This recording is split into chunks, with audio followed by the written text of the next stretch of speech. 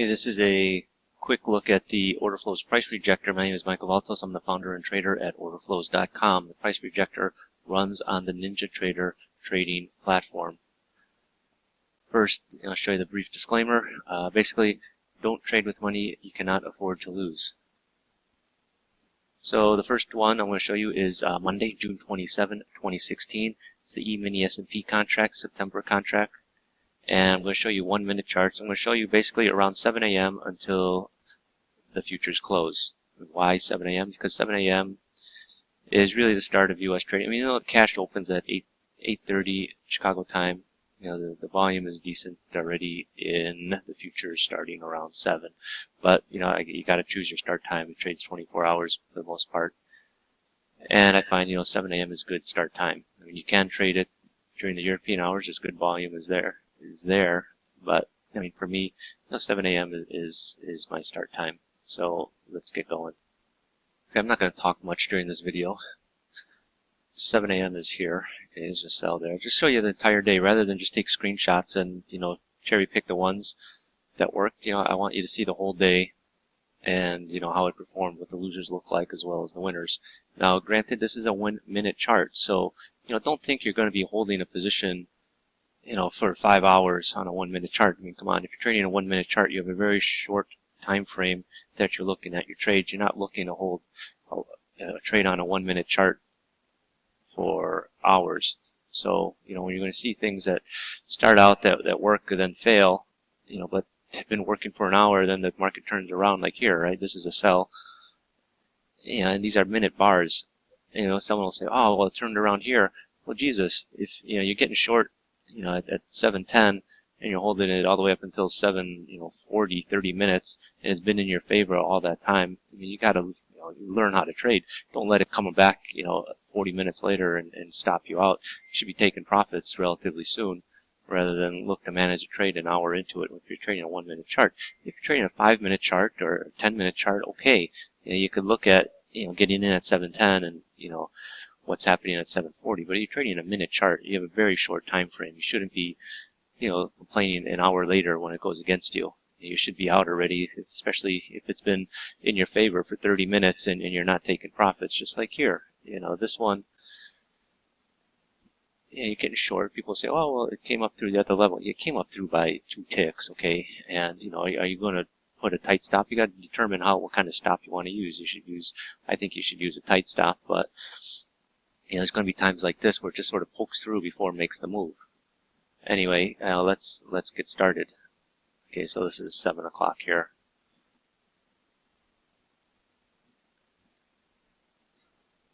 Okay, so the cash open, usually, on the cash open, you can get a lot of volatility for the first 5 minutes. I normally don't take trades around the first 5 minutes. Some people say, well, you're missing a lot of opportunities by not trading on the cash open. Well, okay. Fine. I just prefer not to. I've, traded on the cash open on the institutional side, and I know what goes on the institutional side. I know the size of the orders, and I know that they start on the cash open.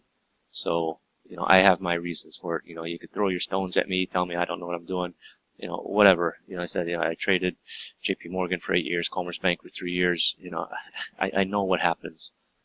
I know that the algos start then. That's why I tend to let it settle down and sort of find its footing. I know it's very volatile. Okay, so here's a nice little, here's a buy. Get a few points out of that. So minute chart, you're not looking to get 10, 20 points on a minute chart. Ideally, I mean, if you can, that's great. But, ideally you should be looking at a few points on a minute chart. So this one, didn't really work out. Stopped out. This one stopped out. This one is a nice winner. Boom, boom, it happened, shot down pretty quick. That's what, 94 down to 90, below 92. That's even if it did pop down here again.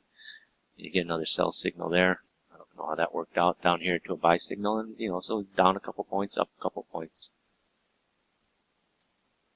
There's a couple buy signals here. This one, started to work out, turned around, but then you got the price rejector at the same level, at the same low. It's telling you this low is being rejected. When you're getting signals close to each other, they're generally going to have, a decent move behind it. You'll see, these are kind of close. This one didn't work out. These are close. This had a nice explosive move. up from this 89.5 up to 94.5. That's a 5-point move. These are just a little further out. This one kind of worked out, went sideways. This one, yeah, it kind of worked out. Sorry, it worked out. It didn't work out. It failed here. So you probably would have missed this move. Honestly, I probably would have been stopped out and missed it. Maybe if it started to come back down, I'd be looking to get back short again. But usually that's not how I trade. This was a nice one. You're getting short in here, somewhere around this 90 level. Yeah, it traded back up to 91. Before selling off down to 85. Okay, this was, one is 2 o'clock, 2:15, a nice sell signal, from the 88 level down, it's a couple ticks already, in your favor. Shot right down here to the 82 level. People say, well, how do you trade that? Well, you have your signal bar, you're getting short in the next bar. If they're all red, you're not looking to get out here, or here, or here.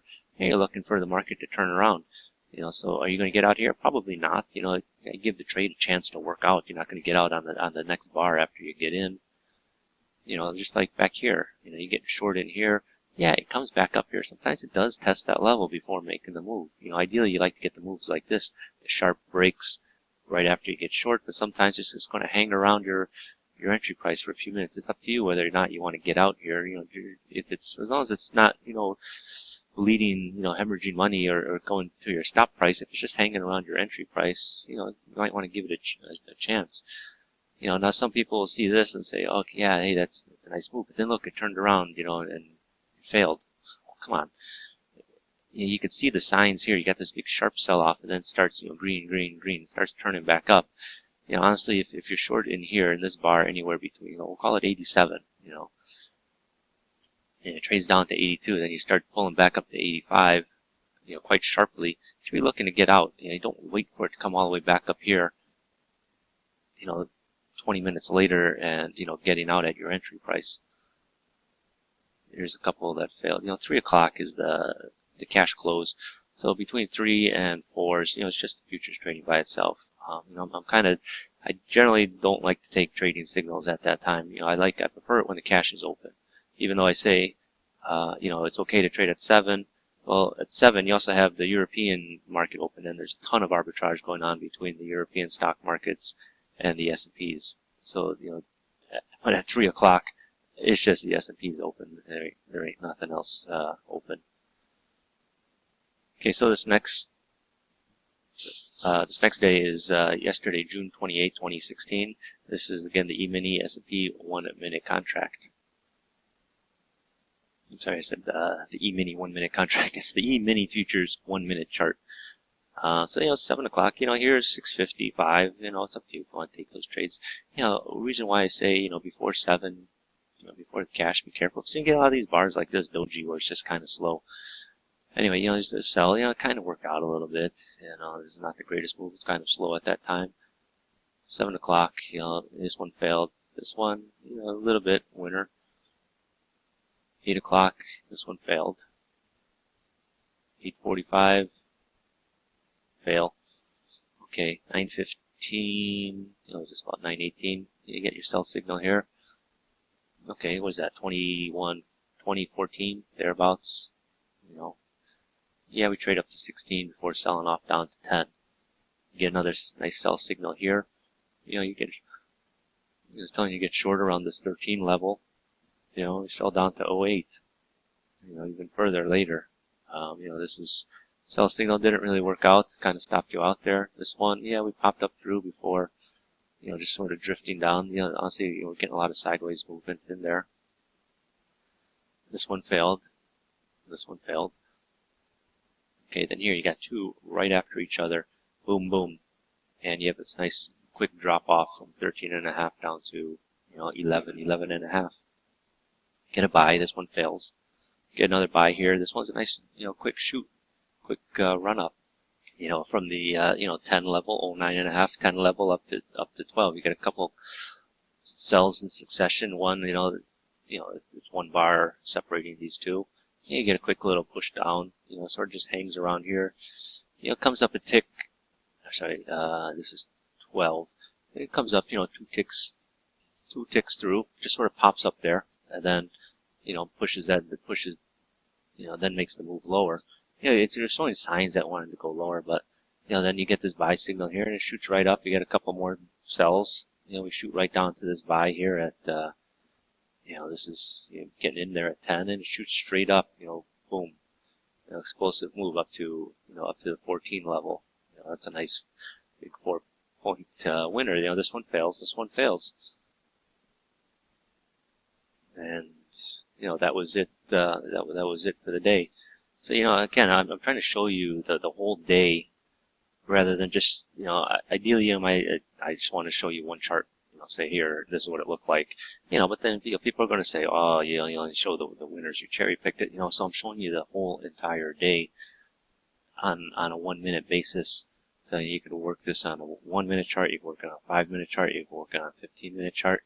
Whatever tickles your fancy, you can run it on. It's a real-time indicator, so it won't, you can't just add it to your system, add it to your NinjaTrader, and then open a chart and it will draw back. It reads data as it comes in, so you have to have your NinjaTrader running. Okay, originally I was just going to show you the E-mini chart, but I also trade bonds, and bonds are a nice contract to trade because one tick is 31.25, and if you could get 3 or 4 ticks relatively quick, 3 ticks would be about $100, slightly under $100. But if you get that, if you could just do that on 1 or 2 contracts a day, twice a day, 3 times a day, that's decent money. Imagine you're trading 5 lots. Each tick would be worth $156. If you get 3 ticks a day, that's $460. Less commissions. It's about $450 if you do that once a day. Ideally, if you could do that 2 or 3 times a day, and that's just if you're getting a few ticks. Imagine you could catch a few more moves. I'm not trying to pimp it out or anything like that, or give you false hope or anything, but just something to think about. It's a nice contract to trade, but at the same time, if it goes against you, your profits will evaporate pretty quick. So anyway, let's take a look at this 30-year bond contract, September, on a 1 minute chart. Okay, so the bonds, the thing to keep in mind is, even though they trade pretty much the same hours as the E-minis, the cash, they have different cash sessions, and the U.S. cash session, is unofficially 7 a.m. until 2 p.m. Chicago time. So just sort of keep that in mind. Even though there's cash markets trade in Europe and cash in Japan, for the best liquidity you're going to get is between 7 to 2 p.m. So let's see if there's anything here. Okay, so here's a little sell. Yeah, it popped down pretty quick. Boom, boom. Before it turned around. This was a buy. Sorry, this was a sell followed by a buy. And then it fell over. So this one, yeah, you could have got 01. Down to what is that, 30. Before it turned around. Yeah, you could have managed it. Maybe you could have scratched this. This one, sell then a buy. It's what can you do? I think that was a kind of a scratch trade. And here, this was nice if you could catch something out of this, a couple of ticks, a couple of 3 or 4 ticks. This was a nice buy. I don't, you have the spike back up here. This is 137.06. This is 08. That's 2 ticks past this entry. If you're getting long, you're getting short somewhere in here, 03, 04. 4 ticks is about the maximum I would take on it. So. This one's iffy. You might have been popped out. Granted, this is the Monday after Brexit, so there's going to be a little bit of extra volatility just looming over the market. So you sort of have to, on days where volatility, is going to be a little bit more crazy. You might want to, generally, you should widen out your stops a little bit. This is a nice one if you get in it. Getting in at around 25, pops up to 28. You're just sort of hanging around there before it sort of comes back down to 25 and shoots back up. So, realistically, you should have been getting out here. I don't think you would hold it and be getting out up there, or even up there. Realistically, you'd be getting out somewhere up here for a nice quick hit. And then later in the day, 12 o'clock, this is a nice sell. You get short somewhere around here, 9:10, and it just traded all the way down here to the 05, 06 level. You form it down here, you're just going sideways. Once the stock market starts going sideways on you, you should really think about getting out. Don't necessarily hold it. Even though people say, well, it traded up here, stopped you out. Well, I mean, come on, you know, if it's down here all this time and you don't take profits and you let it pop back up here to stop you out, you know, you should reassess whether you should be trading or not. Okay, so real quick, Tuesday, June 28, 2016. This is again, this is a 30-year bond ZBU on a 1-minute chart. Okay, we'll start at 7 is where 7's right here. You know, 6:30. You had this sell signal here, which, you know, kind of went sideways on you before going in your favor, but, you know, I'm not going to really look at that. Here's a nice sell. This is 8, you know, just before about 8:26. Nice sell here at around the 173.10 level. You know, and boom, it just pushed right down. You know, never really popping up, sort of stopped at this level. You know, maybe it would have taken profits, but, you know, then it just shot down. You know, you're talking here at 137. 137. I can't get my head around these prices these days. 173.10-ish. You know, 9.10. You know, it would be, you know, generous. Say 08. You know, now some we're trading down 172 and a whole handle lower. You know, down in here. So, you know, realistically, you could have got, you know, this move down into this area. You know, this would have just been, you know, extra icing on the cake. This one failed. You know, it started, you know, it looked like it was going. Looks like we were going to form that swing low and turn up. You know, it didn't. Later here, just before 12 o'clock, you got a buy signal. Okay, you know, it's the 173.02 area, and boom, it shoots up to, you know, the 07, 09, 06. You know, realistically, you're getting long at 02. You know, it shoots up to 10, it starts coming off. You know, this is the area where I'd be looking to get out. You know, after we made that push higher, I don't think I would have held it and tried to squeeze out to 08. I would have just gotten out around the 06 area. You know, and then it just goes sideways on you the rest of the day before selling off. You know, I'm not someone that's going to get long at, you know, just before noon and hold it up until 2 o'clock where it's, you know, against you.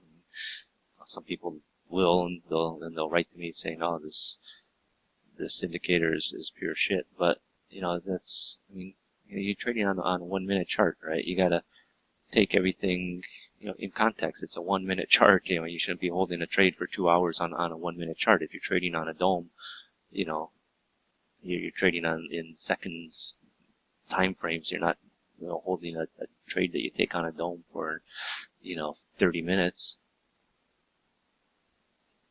Okay, so thanks for watching this video. To learn more about this indicator, the Price Rejector, which is this and the software used in this presentation, you know, visit my website, www.pricerejector.com, or visit my main website, www.orderflows.com. You know, I'll be happy to, you know, answer your questions if you have any, or, you know, pick up the indicator today and, you know, add it into your trading arsenal. You know, part of being a successful trader is having, you know, different ways to approach the market. You know, sometimes the way you're trading doesn't always work, so you need to have something else to, you know, I'll say diversify. But, you know, you shouldn't just be wedded to one method of trading. You should have a few ways to approach the market. And, you know, so sometimes one way of trading underperforms the other. And in the end, you know, it should be a win-win for everybody. So again, you know, thanks for watching this video, and I'll see you on the inside.